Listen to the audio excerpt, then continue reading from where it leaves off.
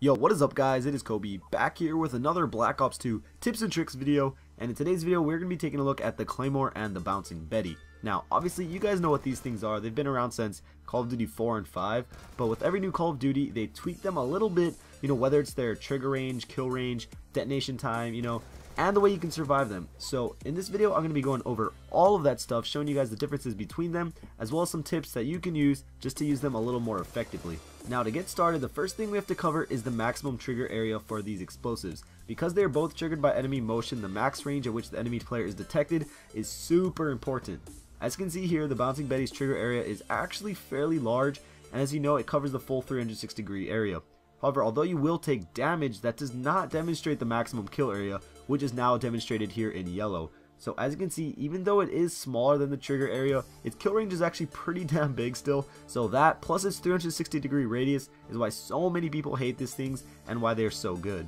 But now let's take a look at the Claymore. So the Claymore is much more dependent on its actual placement and direction than the Bouncing Betty, and as I'm sure you guys know by now, it only has a trigger and a blast radius of about 40 degrees, which makes its effective area much smaller. Not only its total area, but both its trigger and its kill range is slightly shorter as well. So if you only looked at this, you would think the Betty is just far better than the Claymore, but there's a couple more things to look at to really decide its effectiveness.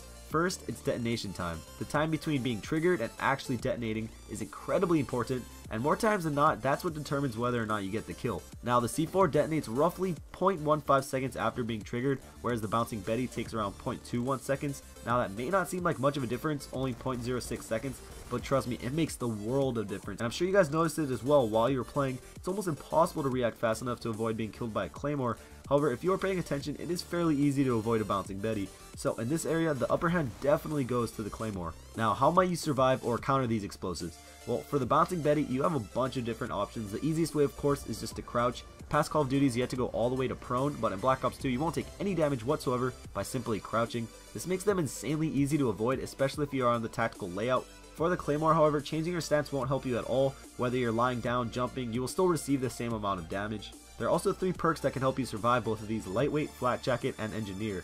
With Lightweight, if you're rocking an SMG, a shotgun, a pistol, or just your combat knife, you can sprint directly over the Betty and survive, although you do have to begin sprinting just right at the perfect time. For those who have seen my Flak Jacket video, you guys will know you can literally be sitting on top of either of these explosives and survive the blast if you have the Flak Jacket equipped. And lastly, besides just detecting them, Engineer delays the detonation by like 6 times for both the Betty and the Claymore as well, so you shouldn't have any problem there. So finally, let's take a look at how to effectively use each one of these.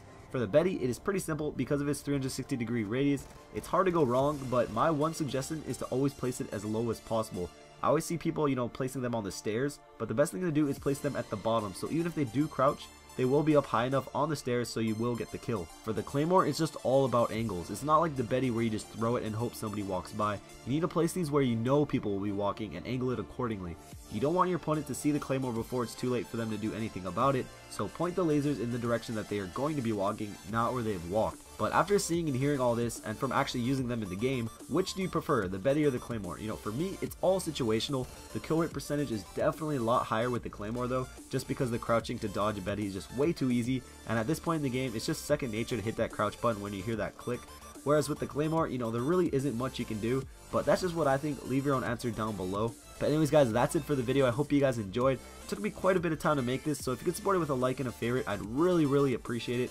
As you can probably tell by my voice, I've had a cold for the past week, but I just really want to make a video. I didn't want to go a whole nother week without making a video, so I just wanted to make this for you guys. Also, I hit 7K 2 days ago, so thank you guys for that.